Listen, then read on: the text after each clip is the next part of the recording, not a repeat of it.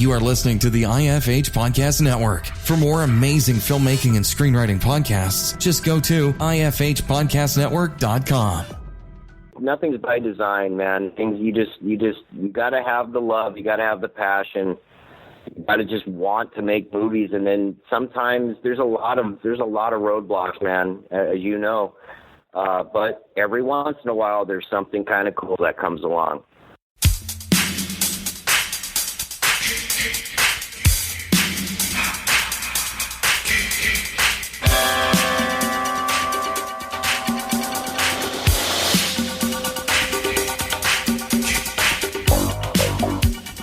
Hey everyone, thanks again for hitting that play button. This is another episode of the Dave Bullis Podcast. So it's Halloween. Okay, well, for you subscribers listening to this early, it's not really Halloween, but you get the point. By the way, you can subscribe to this podcast on iTunes, Stitcher, Google Play, Podcasts, and my host Podbean. The links are all in the show notes at davebullis.com. Again, subscribing and sharing the show really, really helps. So all throughout the month of October, I'm going to be posting different horror movie shots on my Twitter, my Instagram, just sharing out some really cool horror movies that people may not know, and some they may. So if you want to come over and just, talk horror movies, my Instagram is at Dave_Bullis. Twitter, it's at Dave_Bullis.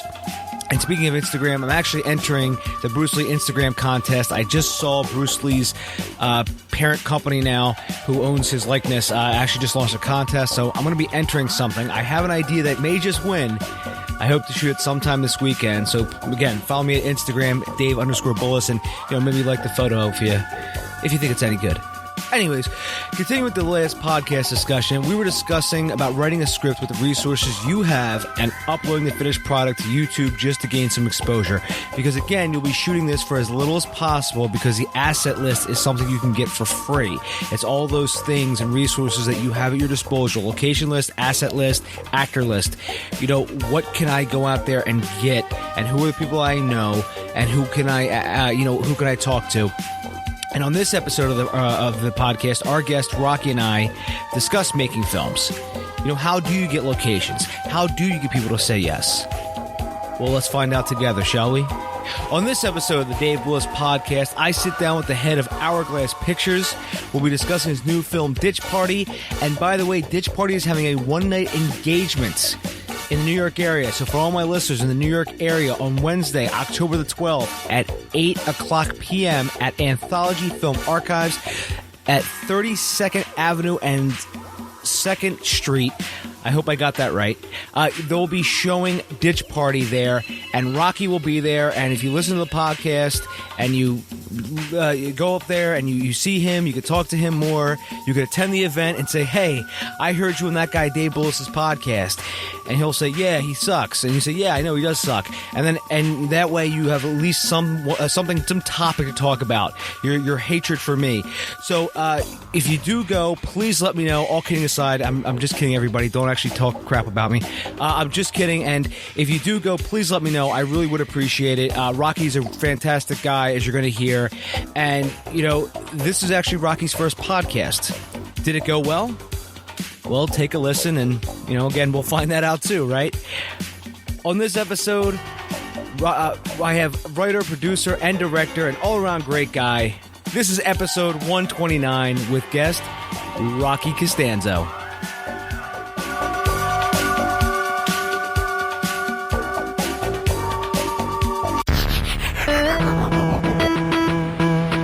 You're listening to the Dave Bullis Podcast.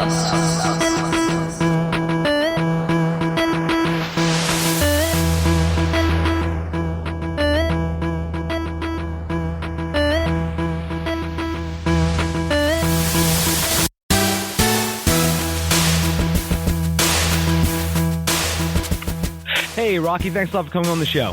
Hey, man, thanks a lot. So, Rocky, just to get started, it's a question I ask everybody, and that question is, Rocky, how did you get started in the film industry? Oh, wow. Let's see. Well, this goes back. I've been a part of it. I've been on the outside, first of all, for a long time, forever. But I started when I was a kid trying to get into acting and stuff. So I started doing some extra work and got on some TV shows and stuff. And it was pretty much on those shows that I found the love for making movies. So I started making, like pretty much every other filmmaker, you make your home movies and stuff, starring your family members and friends. And then it was around 2000 that the year 2000, when I attempted to make my first feature.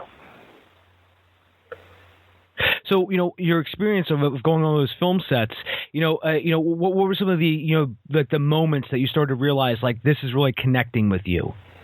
Right. Well, it was, I can narrow it down to one show. I worked as an full-time extra on the Wonder Years, which was a pretty popular show back in the day. I don't know how many the kids know about it now, but it was that show that I actually was hired by the production company and worked full-time. So if anyone that's worked as an extra knows that you're on set and then they kind of kick you off and go back to your holding area or school when they're setting up shots. And I would always find a way to sneak back on set because I was just so fascinated by watching them setting up the lights and the camera. And what was interesting is that it actually ended up, I actually ended up getting a stand-in gig because I was just hanging around. So I got to be a stand-in for one of the stars on the show. So that was it, really. And then I got to meet Daniel Stern, who was directing. I think he directed a few of the episodes, and he was also the narrator for the lead character on the show. And got to meet him, and it was a really awesome thing to meet him because, of course, I knew him from the Home Alone series.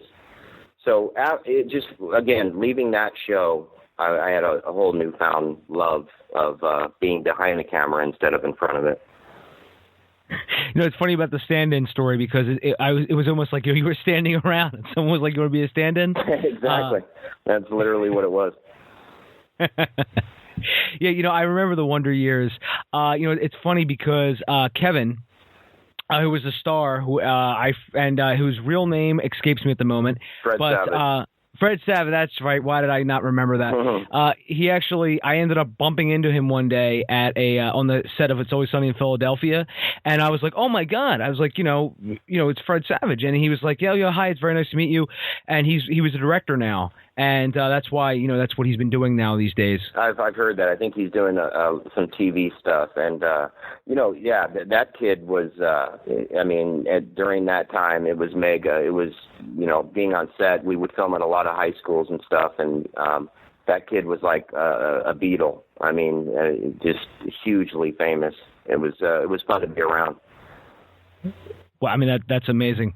I can only imagine, what it would be like to be like a kid actor like that age and just be so popular like that. Exactly, and that's what I grew up watching. So, if you grew up in the '80s like I did, it was all about sitcoms and stuff, and that's what I always wanted to do. I always wanted to be that teen star kid and everything. But I'm actually happy now that I didn't. Sort of like the two Corys, Corey Feldman and Corey Haim. Exactly. Yeah. But yeah, and those guys were just all the horror stories they have. Yeah. And Corey Haim sadly passed away. But you worked on another show that was popular in the '90s. As an actor, and that was Beverly Hills 90210. I did, yeah. And again, this is all very like extra stuff, and that pretty much any show that had to do with teens at the time I did. There was the 90210 and then their Party of Five. And again, I still remember these. Life Goes On. Anything that had to do with teens I was a part of. But again, I credit the Wonder Years because that was the one that I was actually employed full time. I worked on that show for about 3 years. So it was, that's where I got the experience. And once I started doing some of these other, like the 90210s and stuff, those were just little gigs here and there. And that's actually when I started to tune out and not really want to do that anymore. So, you made your first film in 1999, Godsend, correct? That was still a short film. My feature debut was shortly after that with Return to Innocence. I see. So, so when you were making, the Wonder Years and Beverly Hills 90210, you were doing, the extra work. So did you try, start making some attempts at, making films? Like, meaning, did you start making what, would be quote unquote your student films?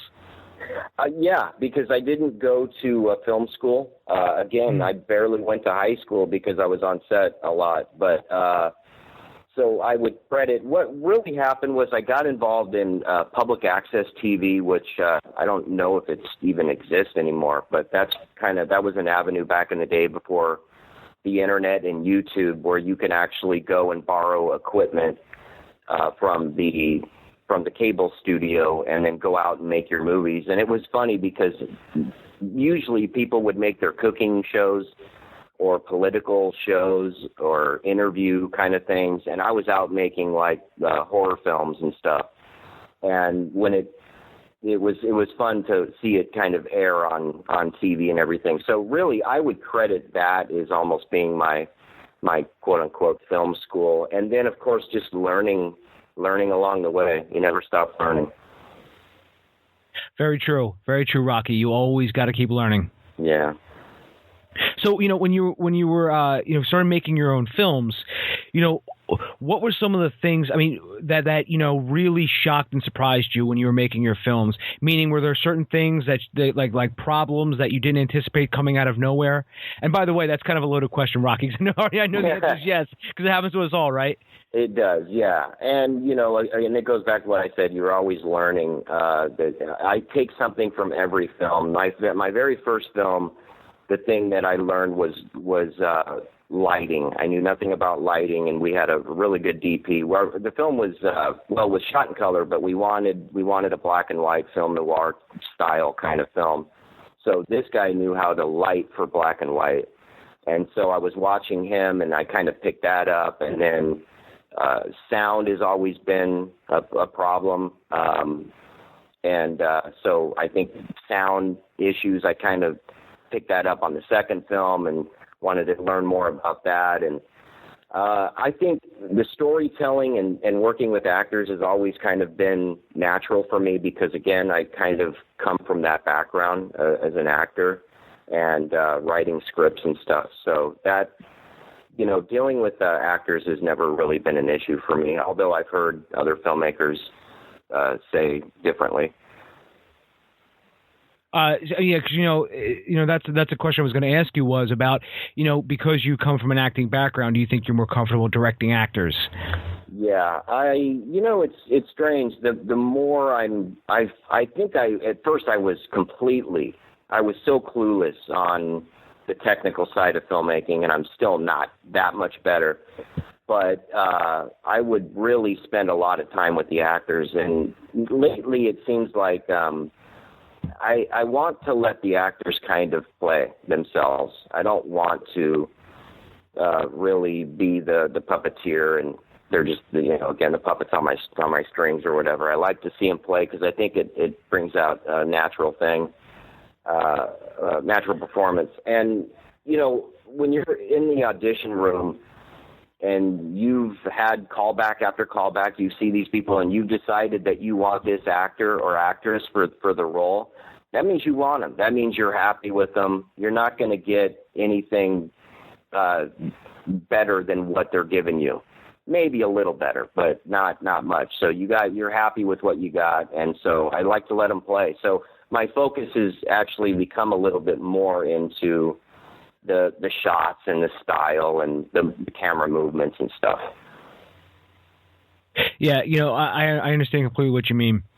Because sometimes I think that, you hire certain actors, you hire a certain crew because there's a reason for it, And I think, if you have those people hired, you should, let them do the work that they were hired to do, if you know what I mean. Mm-hmm. Exactly. Because like they say, Rocky, half of directing is casting the right roles, or casting the right people in the right roles. Absolutely. It's so true.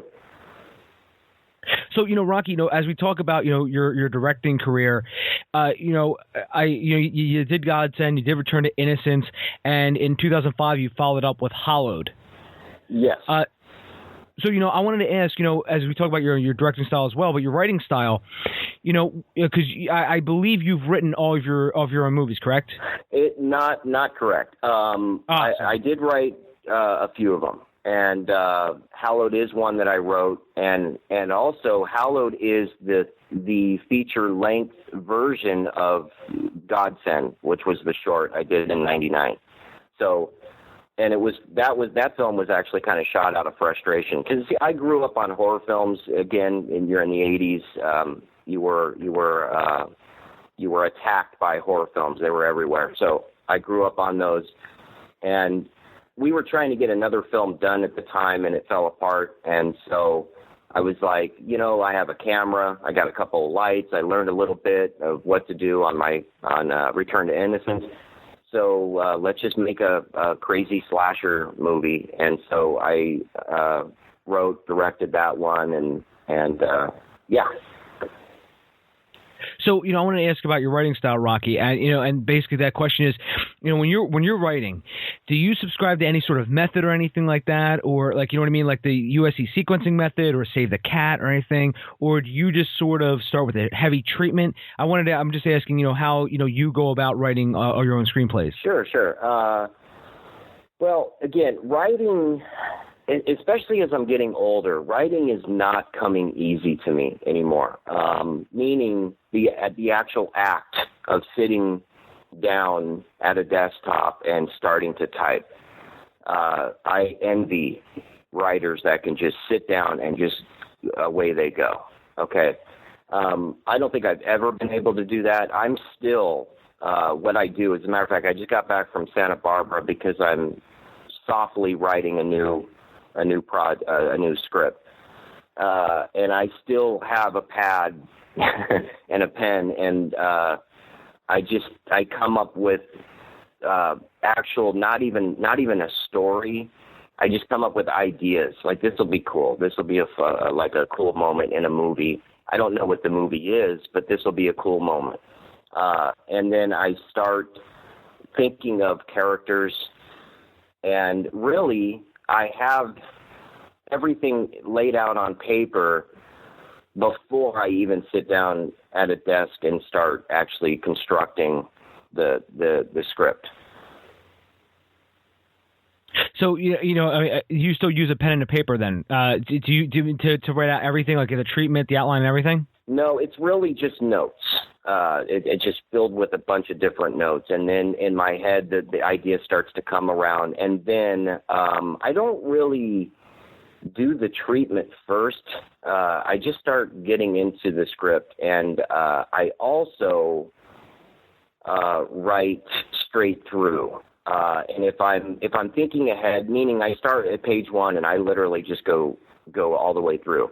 If I come up with an idea, something strikes me, then I go back to the notes and I make some notes. Like I might know the ending of the film before I even know anything else. Like I know how I want to end this thing, but I have no idea how we're going to get there. So I will write down the ending, make notes of the ending, and then when I get there, just you pretty much just put it in. Yeah, I had Al Watt, who runs the LA Writers Lab, and he actually talked about that, where he said, if you know where you're going to begin or where you're going to be end, he said we have to let our subconscious sort of fill in the gaps. Right. And he would say, just imagine your hero transformed, or imagine your hero, you know what I mean? So that way you can sort of let your subconscious sort of piece all those things together.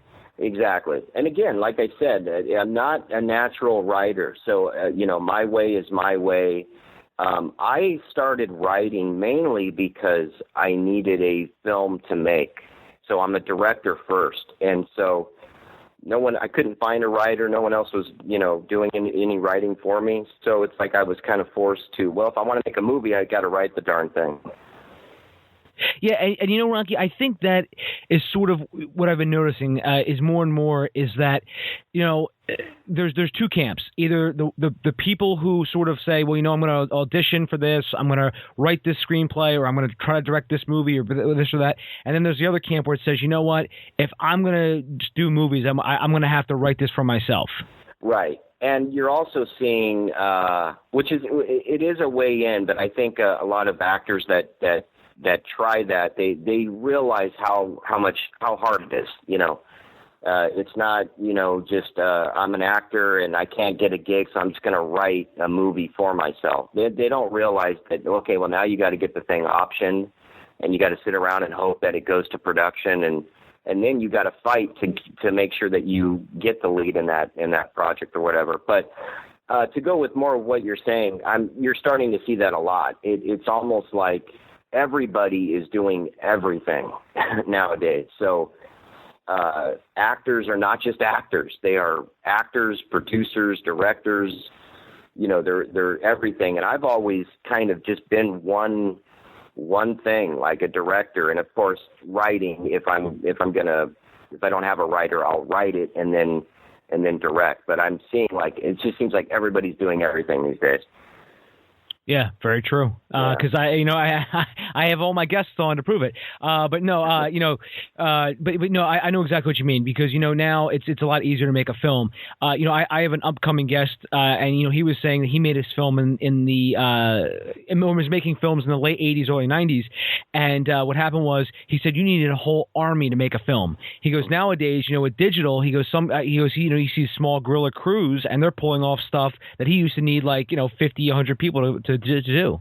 Exactly. And it's a kind of an interesting thing here is that I feel like almost like a pioneer to this digital phase, because I was shooting on video when it wasn't cool to shoot on video. It was a time where everybody, if you don't shoot on film, then you're an amateur, you're not professional. And so I'm used to working like that with a very small crew. The current film that we just did, Ditch Party, that's probably the biggest crew we had. But I'm used to just my early stuff. I was everything: the camera guy, the sound guy, the producer, director, editor. In some cases, I even lay down some music. So I'm kind of used to that mold. Yeah, there's a book I always talk about. It's by Stu Makovitz called Rebels DV Guide, and it's sort of based off of Robert Rodriguez's Rebel Without a Crew. And I think he was one of the pioneers too, where he just got a crew. He had no crew. He got a camera, a minimal cast, and went down to Mexico and made a film. Absolutely. And that book has been, I think every filmmaker nowadays has that book in their library, because it is just so influential, and it's always about, having that can-do attitude and sort of pushing ahead. And, that's why I think a lot of this came from. Now the sort of paradigm has shifted, and we don't need as many people as we needed before. And certain things have changed. Certain things have gotten less expensive. Certain things maybe have gotten more expensive. I think it just depends upon your network and what kind of movie you're making. Exactly. And the film should come first too. The thing that's changing now, and first of all, let's go back. You're going to mention Robert Rodriguez. A director that I think really started that was Rick Linklater, and he was the influence of a lot of those Rodriguez and Kevin Smiths, and with his film Slacker. But and then you're right, that had the anyone can do this attitude, and that was a great time. I missed that boat, that 90s wave, which is definitely not there anymore, of course. But nowadays, it seems like this is my perspective here, is that it seems like it's easier to make a movie, but it's harder to get the thing released. And there's so much content now, and the festivals are getting so many submissions, so it's hard to get into festivals. It's hard to get distribution for your films, and so you have options now. Of course, you can kind of self-distribute, and I think that's kind of where we're going. It's really, things have changed so much and in such a little short amount of time too. Yeah, I have had a couple guests come on who, well, actually more than a couple guests who've actually said that. They said, it used to be there was a certain amount of script submissions, certain amount of movie submissions to like Sundance, because obviously, Rocky, everyone wants to get into Sundance. That's sort of like a dream. Yeah, exactly.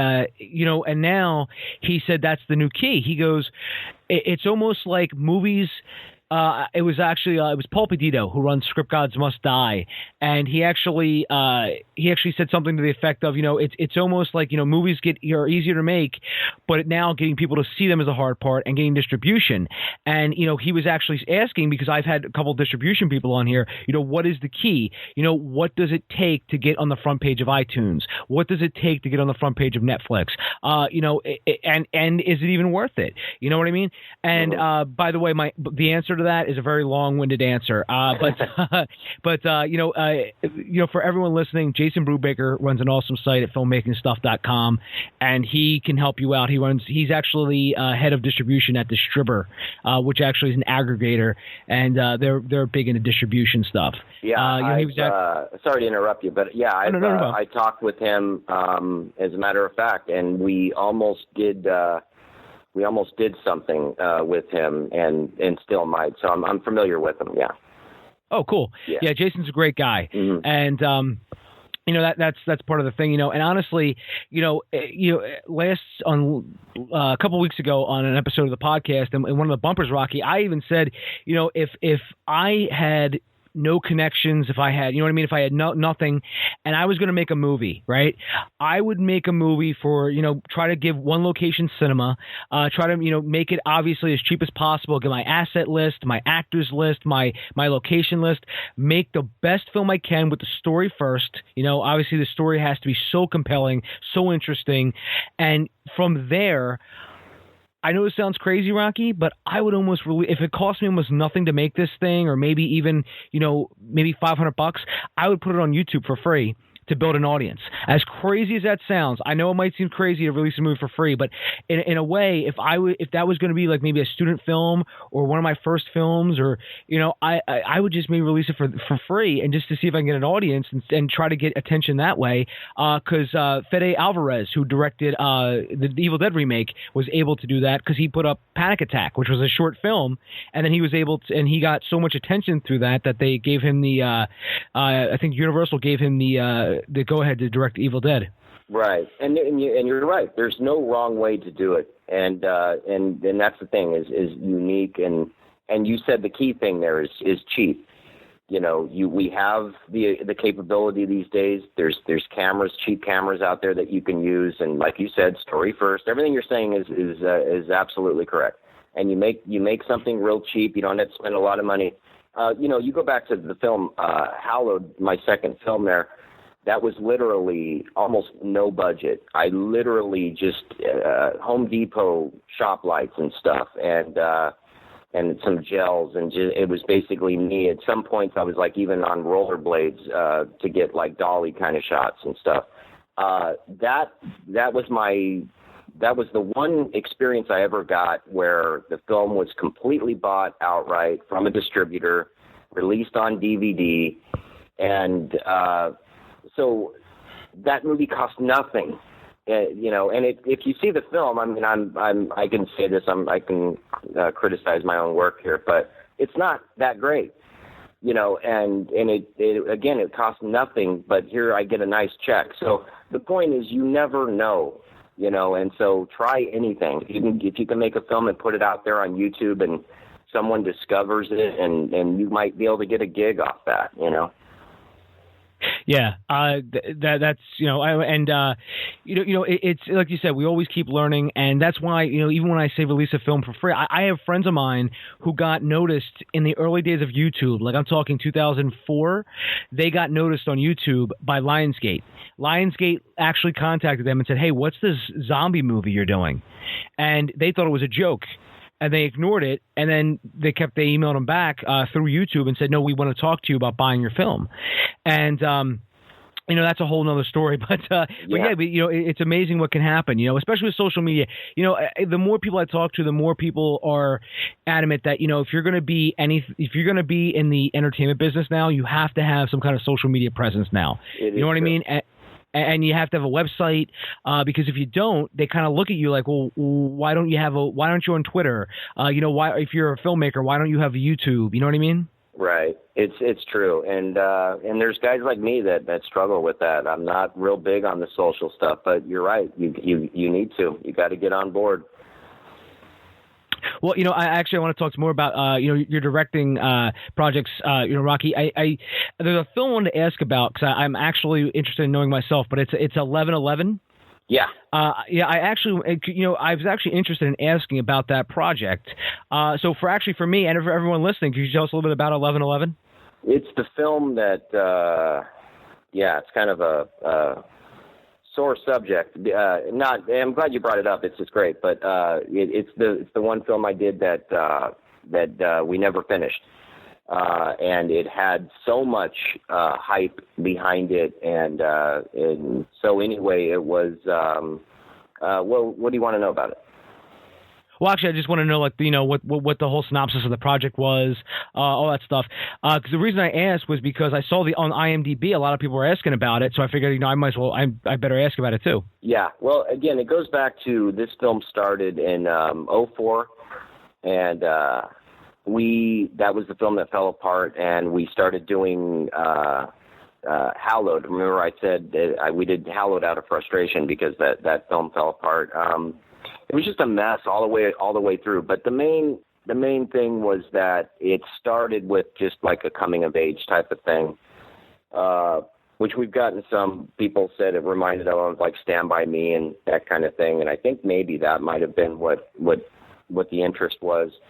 And we had some issues. So that script actually was changed to where we brought the kids back years later.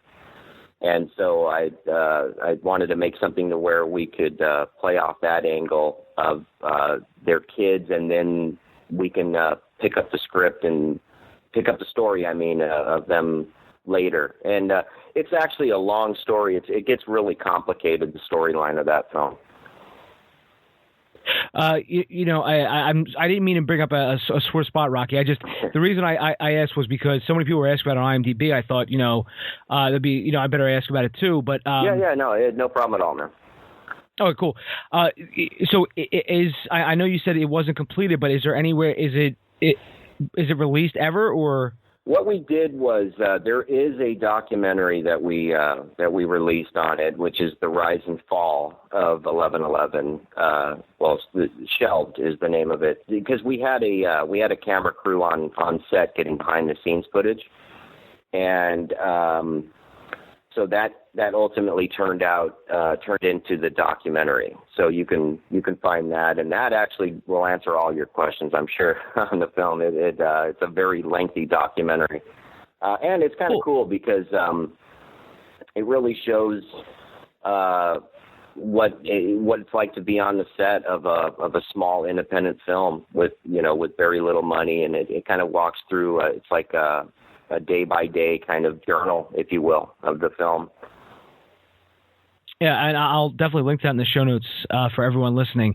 I'm always fascinated, because obviously I've been on a ton of film sets as well, and I'm always, I always like documentaries because I love Heart of Darkness, which was for the documentary they shot during Apocalypse Now, because I always find stuff like that fascinating. Oh yeah, they're great. I love them too.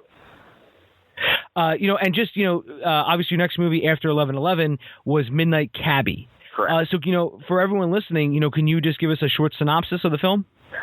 Yeah, well, I always wanted to do a comedy. It's weird. This was like maybe our sixth film in, and I realized I haven't even attempted comedy. And the kind of filmmaker that I am is I love the challenge of doing something new, a different genre, doing something different. I'd done the horror film thing.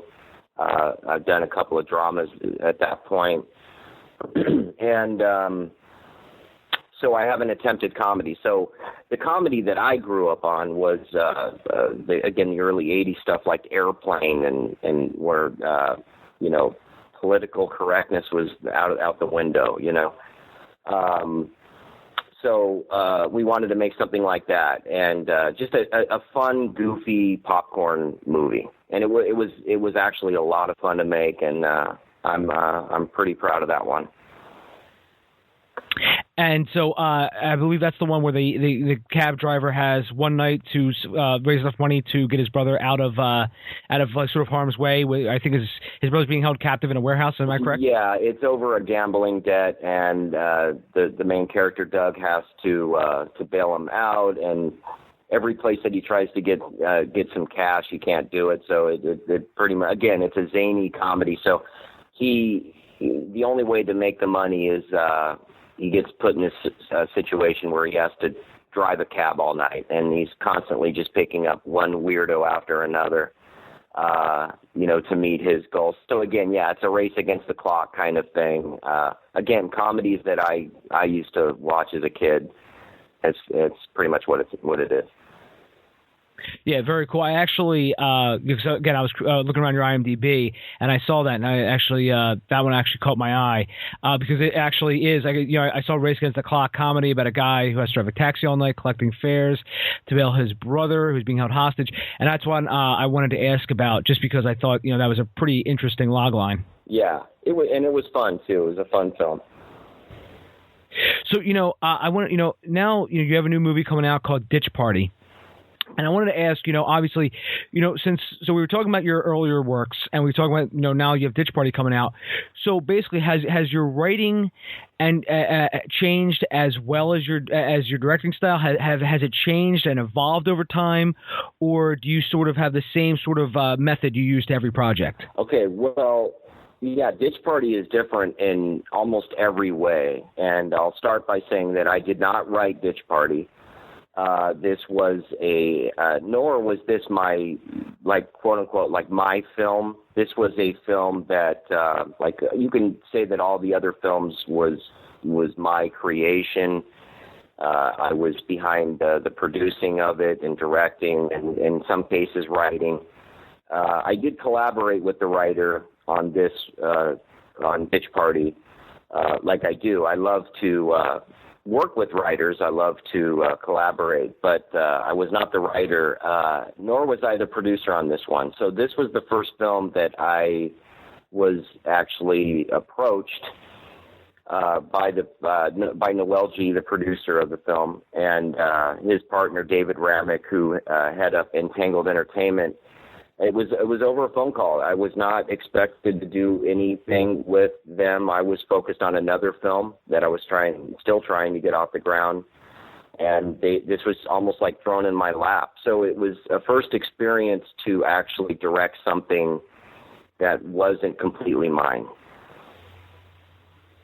So I know you the writer was Richard Meese, and I can see you've worked with him before. Mm-hmm. So do you have this working relationship where, he sort of, you guys sort of collaborate on a lot of projects?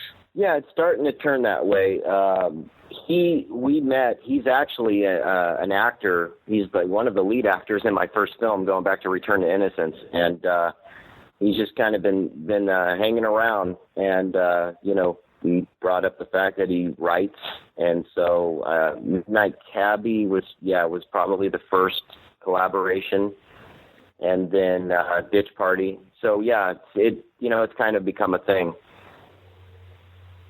And that goes back to something else that we were talking about is, some directors have a certain cast and crew they always work with, because the reason is what you're going to get. You know what I mean? That's why I always wondered why Tim Burton always worked with Johnny Depp and always worked with the same people, and John Carpenter as well. Now I get it. Years later after I've done projects, now I get why that those same people always work together from one project to another. Absolutely. Yeah, absolutely. And so that way you know each other's weaknesses and strengths, each other's everything, and it just and this too, Rocky. Making a movie is like seriously being in a relationship, and you got to be asking yourself. It's like Jenna Edwards. I had her on. She said there's two ways that she ever two criteria she uses to evaluate people for coming onto a project. Can you do your job, and could I live with you for a month in a cornfield? Yep. That sums it up right there, because it's not just them as the actors. Can you tolerate that person? So very true. Yeah, and for everyone listening, can you just give us a short log line about Ditch Party? Yeah. Okay. So the plot isn't anything.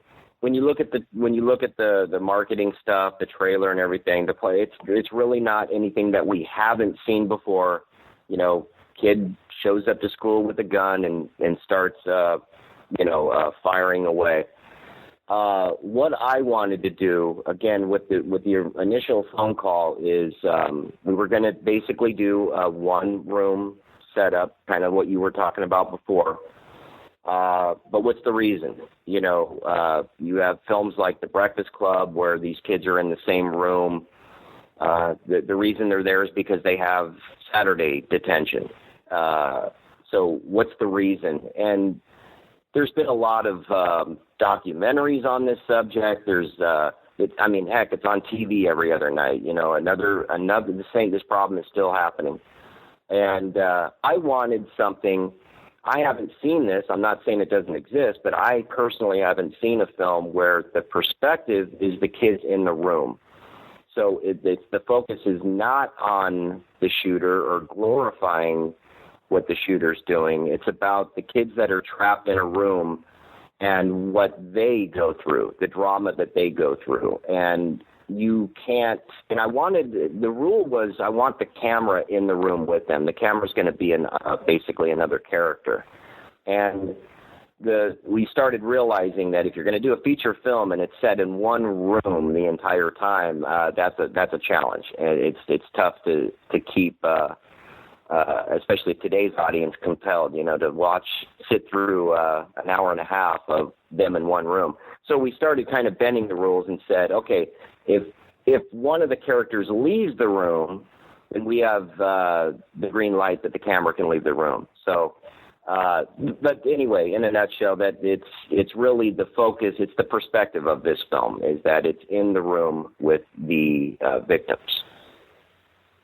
In a way, have you seen Green Room, by the way? Mm-mm. Green Room is kind of like that. Green Room takes place in one location, literally, and it's in the green room, obviously. So it's about a punk band. They go to this sort of Nazi punk bar, and as they're leaving, they witness a murder, and they're hiding out in the green room, and they're trying to get out of there. And now it's fascinating. But this is what and we were talking about earlier is how do you create compelling one location cinema? I think Green Room does a great job of that, and it's this what you were talking about with Ditch Party. I like that idea too, where if a character leaves a room, obviously the camera can. If a character leaves a room, a camera can follow them. But this is what I think, Rocky, is I sort of think this is the new sort of hallmark or definition of this era is making films in one location. And honestly, I think it's good because it makes you a better storyteller, because you have to sort of always push yourself to tell a better story. And I think it was maybe Kevin Smith who said if the audience when he was writing Red State, if he knew what was going to happen next, he would completely get rid of it because he figured that's what the audience would assume as well. Absolutely. Yeah. And you're right, and it doesn't allow a lot of freedom for your effects or camera team to get all crazy. They're stuck in one room, so they can't go wild. And I'm with you. Story is, and it's been said from generation to generation. It's story, and to all the young filmmakers out there, that's the thing that I feel like. That's not the focus. Everyone keeps saying, the greats from the 70s, those great filmmakers, they keep saying story. And yet with the new technology, everyone's all into these tricky shots and drones and everything. So it's, again, if you want a good movie, it starts with the story. Yeah, I actually had a friend of mine who shot a film, and when I asked him what it was about, his first words were, "Oh man, we had a 4K drone flying over this thing." I go, "Yeah, I sure that looks freaking amazing, man." But I said, "What's it about?" And he's like, "Oh, and we had all this other stuff." I'm like, "Oh my god." So yeah, the story has to be key because audiences are savvy. Honestly, they will notice if there's no substance there.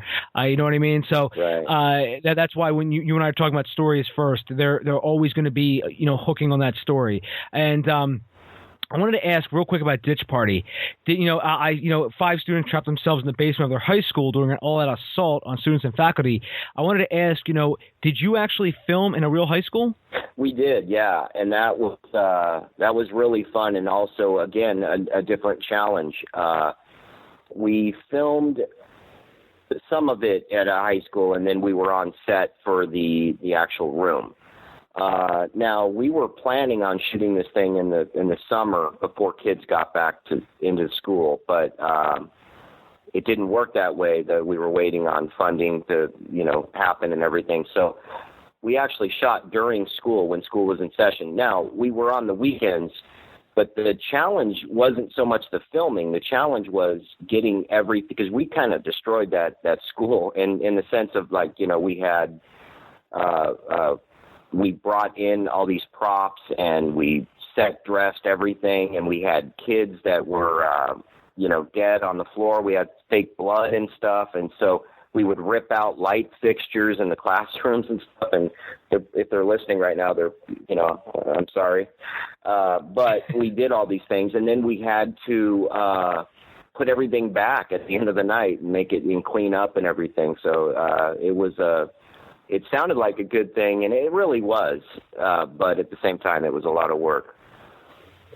Yeah, that's amazing you got to shoot in a real high school, because I couldn't even imagine the obstacles that you would have to go through. I was sorry to interrupt, but I was shocked myself, and that the credit goes to Noel G, because he made that happen. I remember we were in the school district. We didn't even go to the school. We had to go to the district, and I was with him in that room, and I was thinking, how are we going to sell this thing?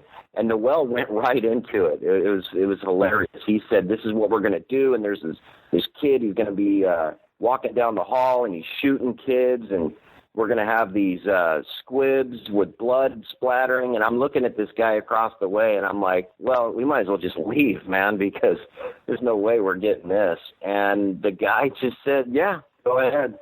So I was shocked. Yeah, that's amazing you could get that, because you see that's the other thing too. When I was talking about location list earlier, some people have access to amazing locations, or able or like Noel G, like you were he's just good at selling the idea, selling himself, selling the script, selling the project, and some people are just some producers have that gift of charisma and likability, and they're just like, oh, everyone's like, oh, we're going to work with this guy because they like him. Yeah, and that goes back. You go back to I've been pretty lucky on that side too myself. I mean, you go back to Return to Innocence. We filmed in a real courthouse, because the second half of the movie is a court trial, and that's really the film. And we were in a real courtroom in Orange County, here where I'm from. And I think we lied on that one, and I think we said we were film students or whatever. And that's the other thing; you got to do whatever you can to get to your location. But we've been in hospitals, real hospitals, not sets. We've been pretty fortunate when it comes to locations, and I don't know if it's fortunate or lucky, but we've had some luck there. I'm going to say you're probably fortunate, because if it happens one time, you're lucky. If it happens like twice, it's because you have a good team. You know what I mean? Right. That's what I've noticed.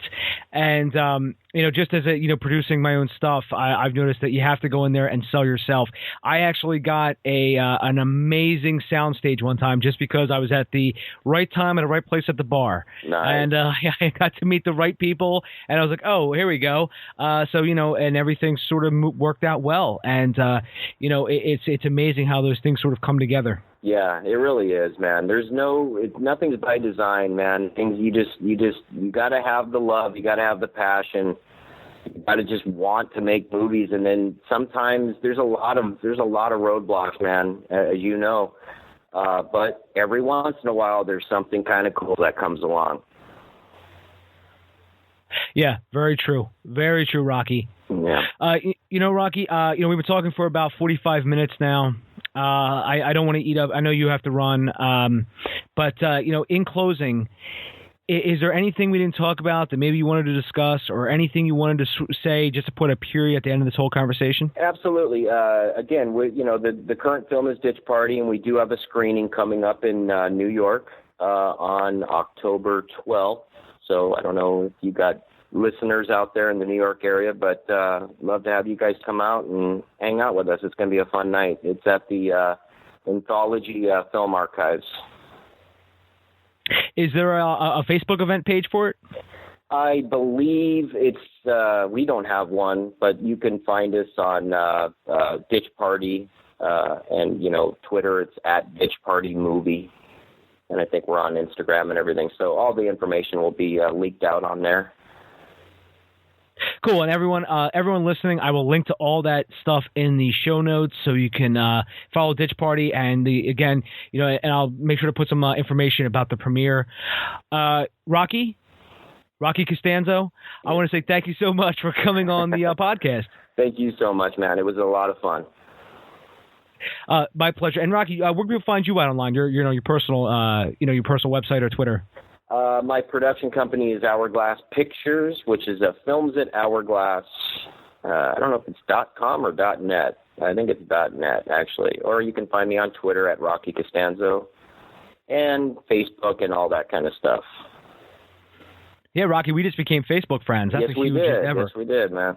And I'm actually kind of jealous of you, man, because you're from Philly, which means that you are within striking distance of Pat's and Gino's. Which I'm I'm gonna come clean. Most Philadelphians don't eat at Pat's or Gino's. I had that feeling. I was going to bring it up earlier, and I had that feeling. It's kind of like us out here in California with the In-N-Out burger. We have our, that's like the big. Everyone has to come out here and eat. I've had actors that have flown in from like New York or whatever, and they just have to eat there. So what is the best spot then? So I know. Well, there's actually a couple, and it depends what part of Philly you come from. There's Ishkabibbles. There's my personal favorite, John's Roast Pork. There's also Jim's on South Street. Okay. And then, like, the other ones are kind of sort of up in the air. It depends. But those are the main three that all Philadelphians sort of eat at. Gotcha. So any one of those, will be good. And they're all different styles, by the way, of cheesesteak, those three. Very cool, man. Very cool. See, I told you learn something every day.